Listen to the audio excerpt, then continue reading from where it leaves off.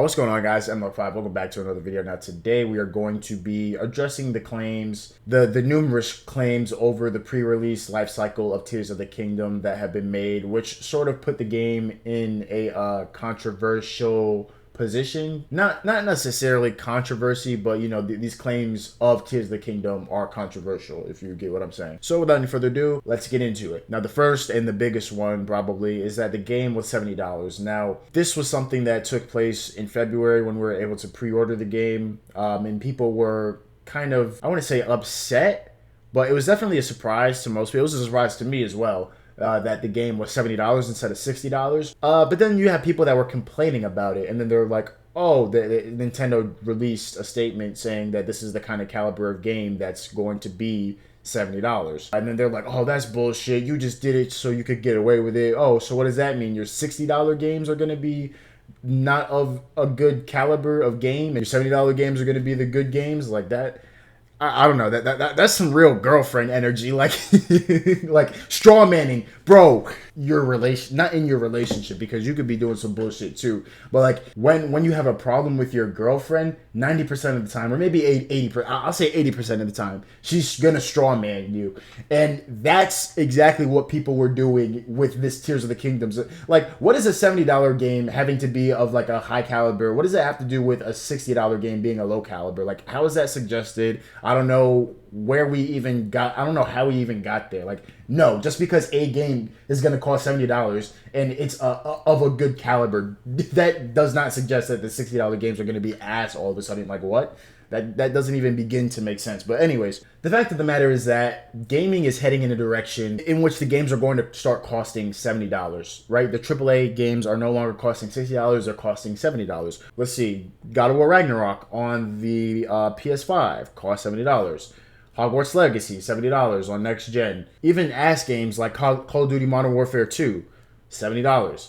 Redfall, $70. I bet the new Assassin's Creed Mirage game is going to be $70. You know, like, it's just where we are in the gaming industry. Now, I get it that it can be jarring because every other game on the Switch up until this point has been a maximum of $60. But this is Tears of the Kingdom that we're talking about, okay? Maybe they slapped a $70 price tag on Tears of the Kingdom because it was Tears of the Kingdom and because they could get away with it, right?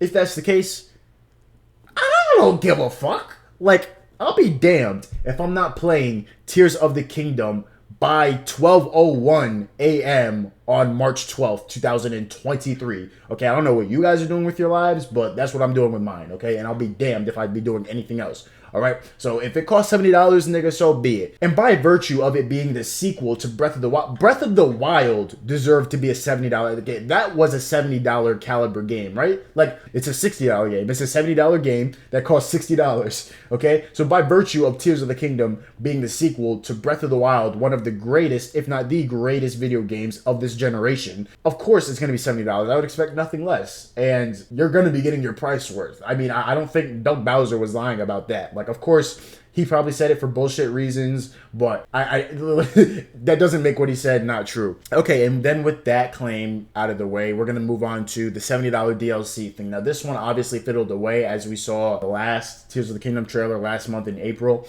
But it's crazy to me how Nintendo needed to drop one of the greatest trailers in video game history in order for this claim to sort of die down. I feel like this claim only came from people who haven't played Breath of the Wild or weren't like big fans of Breath of the Wild, okay? Because even in 2021 or like maybe 2021, you could have said that, like, oh, this looks like DLC or whatever. Like, sure, maybe with the trailer that we got, E3 2021, fine, okay? But that February trailer, it's like the amount of things that would have had to have changed, right? And you're thinking, they're not showing us everything, right? What about all these story elements from Breath of the Wild? Those have obviously changed, right? Like, all of these regions, all of these people, the towns, the story, the weapons, the durability system, the abilities. Like, we obviously didn't know that until the gameplay demonstration, but I feel like really, it's a really stupid claim to make, especially if you have played Breath of the Wild. That it's like one of the dumbest takes you could have possibly said in good conscience with a straight face, this game looks like $70 DLC. Are you kidding me? That claim should have not been made beyond February of this year. With a straight face, at least. Now, we're going to get into the art book leaks and spoilers. Now, I might be biased because a lot of people got mad at me for putting like a blurred out image of what was in the art book into one of my thumbnails. But yeah, people got on my ass. And so I think somebody in my comment section said it the best. Like, you're getting the art book in the collector's edition of the game. What's stopping you from opening the art book before you actually play the game? Do you think Nintendo has not thought of that? That being said, why would they put spoilers in the art book if you could open your art book before playing the game? That doesn't make much sense at all. Like, story element, like spoilers is like, when I think spoilers, I think like gameplay and story.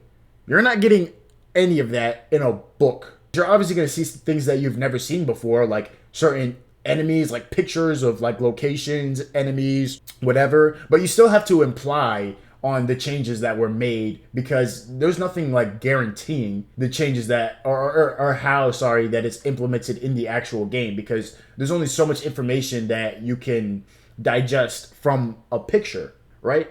So I think that it was extremely overblown. I feel like people were being very sensitive. Obviously, you're well within your right to not want to see what's in the art book and to avoid it. But I feel like it's really stupid to say that people who leak the art book or show you art book images are scum because the game didn't come out yet. Like, really? Come on. I feel like this was like a whole network of like we could use these images to inch our way closer into what's going to be in the game, which is what I did on my channel. But a lot of big Zelda channels refuse to do it for the fear of like spoilers or whatever. And I really feel like it wasn't that serious. Now, was it ethical? Was it morally correct to leak the art book in the first place? Probably not. Did I think personally Nintendo deserved it for blue balling us for 3.5 years on this game? Literally announcing this game, it was in development in 2019. It didn't come out until 2023.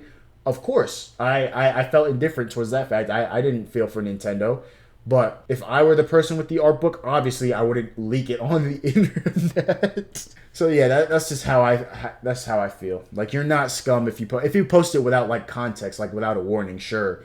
But like, it's crazy to me how you can be scrolling through YouTube, you see my thumbnail, right? You see a blurred out image of what could possibly be in the art book. Well, I mean, I titled the video, and so all right, so it's a blurred out image of what you know is in the art book, but it's blurred out. You can't really see it. Then you proceed to click on the video and type a comment, as though that wouldn't drastically increase your chances of getting spoiled. That to me just made no sense. But anyways, we'll move on. Now, people were upset that this would be taking place in the same game world as Breath of the Wild. Now, I guess it goes down to personal preference, but I mean, I really can't complain about that in good conscience, because obviously now we know that like there's probably thousands of changes that were made to Breath of the Wild's overworlds in Tears of the Kingdom. But not only that, but we're going to be changing how we explore the overworld. The way in which we experience the overworld, how we engage and interact with the overworld has changed on a fundamental level, right? This game, imagine having a base game of Breath of the Wild already complete, and then it took you 6 years to develop this game. I just think that's kind of crazy. And if that's the case, I would not care about whether or not it's the same game world, bro. Also, it was kind of inconsistent. People were like, if you're going to hate, keep it consistent. I remember, I think that was like the title of one video that I watched. And it was like, God of War Ragnarok's game world was the same as God of War 2018, which it is. Like, I literally, you can go back into like locations. While I was playing God of War Ragnarok, I'm like, oh yeah, this is that location from God of War. Like, I was in Niflheim or some shit, however it's pronounced. But yeah, man, people do it all the time. Sorry, not people. Games do it all the time. Just because you're in a different world doesn't mean that you're gonna have like a more engaging experience. Because imagine if they changed the world. Like, you need more context, you need different characters, just a whole bunch of like there's no reason to change into another world. So it is what it is, man. Now, a lot of people are like, graphically it looks the same as Breath of the Wild. And I don't even know what the fuck that means. Like, what do you mean graphically it looks the same as Breath of the Wild? That doesn't even make sense as a sentence, like on a conceptual level. Like, I'm really gonna have to try and dissect this and try to guess what you mean by graphically it looks the same. Because that doesn't make sense. Are you saying, somebody help me out, someone with this opinion help me out. Do you mean graphically it looks the same as Breath of the Wild ran in, like, whatever, 1080p 30 frames per second, and then Tears of the Kingdom it also runs in 1080p 30 FPS? If that's the case, then like you would have to be, I don't know, like, do you work for Nvidia? Like, why is that on a regular person's, like, why is that a criticism coming from a regular person? I graphically it looks the same. That's just stupid as hell. Maybe like this should run in 60 FPS or something like that. Like, you could be upset over the fact that it's not running in 60 FPS, but if that is the case, I mean, we're still on the Nintendo Switch, okay? The Nintendo Switch is outdated, okay? It's highly outdated. They need some better shit soon. I've already said that in like 10 other videos over the course of 5 years, but we all know that the Switch is underpowered, okay? Inexcusably underpowered. But with what we have, I think that Tears of the Kingdom is going to deliver at least a serviceable graphical experience, right? I don't think that we're going to get like glitches and shit that you see in all these other games. I feel like they're going to optimize it so that when you're in like an area of like with like a lot of shit going on, it's not going to drop in frames as drastically as Breath of the Wild. But I just don't understand what graphically the game looks the same. Like, do you mean like the art style looks the same? Like Majora's Mask and Ocarina of Time. Oh, graphically it looks the same. Like, that shit doesn't even make sense, bro. Poor marketing. Now, this is something before February of 2023 that is completely valid. This game's marketing was horrible. Absolutely horrible. I don't know and I don't care, frankly, whether it was due to like delays and COVID and whatnot, but this game, like, it was so weird how they marketed it. It was like, oh, we're trying to be secretive, and the first trailer was cryptic, but then the same energy did not apply for the other trailers, like the second and third trailer, or like the second teaser, the first trailer. But they're just showing us so little. And so people are like, is this game done? Like, fuck is going on? The second teaser, I'm just calling them all trailers at this point. The second trailer that came out, it was decent for where we were in the game's pre-launch life cycle. It was acceptable, but then we didn't get shit until like September of last year, which is crazy, like over a year of nothing. And then what we did get was like 30 seconds of some other shit made up by the fact that they gave us the title and the release date. But the trailer itself was ass, like, don't get me wrong. Like the best thing that we got out of that trailer was that, oh, Death Mountain has malice coming out of it, and we saw Karkaroff. So yeah, up until February, or before February, game's marketing was trash. Based on all of that, I would have never thought that they dropped gameplay. Aonuma, like, showing us gameplay of the game. I would have never thought that. Now, you guys probably have not heard this one because I had to search into comment sections of, like, Breath of the Wild hate videos. And they're like, Breath of the Wild and Tears of the Kingdom pander to, like, the new generation of gamers. It isn't the old Zelda formula. I'm going to tell you right now. And if you haven't watched my Divine Beast video, it's a long video, but watch the beginning of it. Because I actually come with evidence with this claim that I'm not going to restate now. So if you want my evidence and reasoning, go watch the beginning portion of that video. But fuck the older Zelda formula. It is 2023. Breath of the Wild, it was 2017. You mean to tell me that instead of an open world that you might find empty or boring, which is highly subjective and probably objectively false, objectively untrue statement, you would trade that for another Zelda game following like the Twilight Princess, the Wind Waker formula, the Skyward Sword formula? Get the actual fuck out of here. You guys that are pushing like 30 and 40 years old, you need to realize that things change over time. And unlike a lot of things, like if it was an actual bad change, then I could totally understand. Like Fortnite, things change over time. Like I could accept the fact that the game was changing. Like I'm not expecting chapter 1 5 years after the game released. But what they have now is just that. That is pandering to a new audience, okay? Like they literally said, fuck the old audience. But bro, do you know how much fan service is in Breath of the Wild, bro? What? All the while giving you an immersive open world that literally brings to life all the old locations. Like Gerudo's an actual desert that you can go to. Lineru is an actual province that you can go to.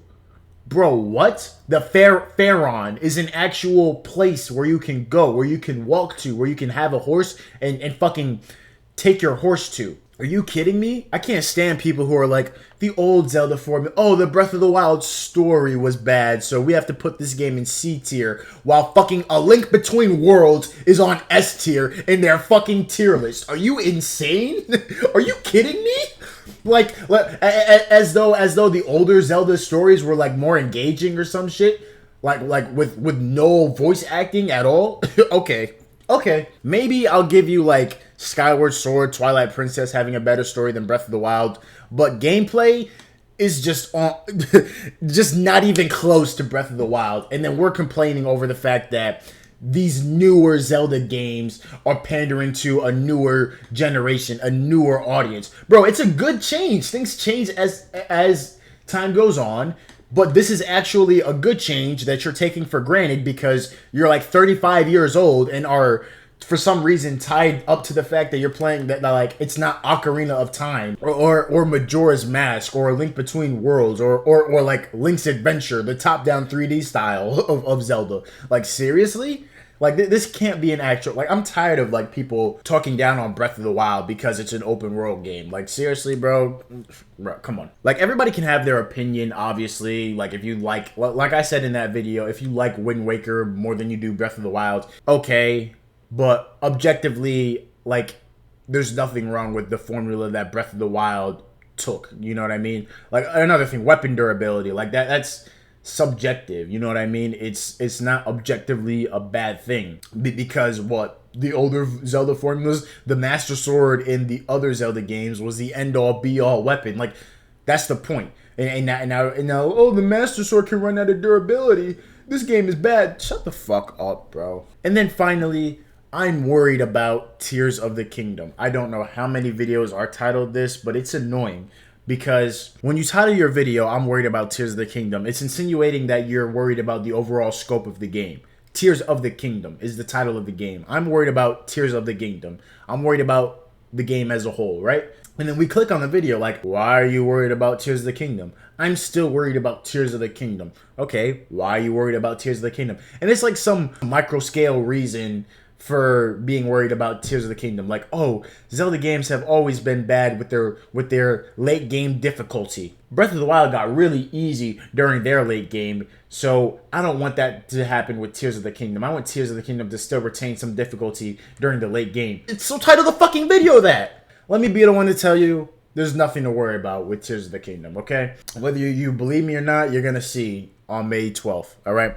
But anyways, hopefully you guys enjoyed the video. I have one more Zelda video coming out before the launch of Tears of the Kingdom. And then, of course, we're doing the 24-hour live stream May 12th, 12 a.m. So make sure you're there. All right? Love you guys. Peace.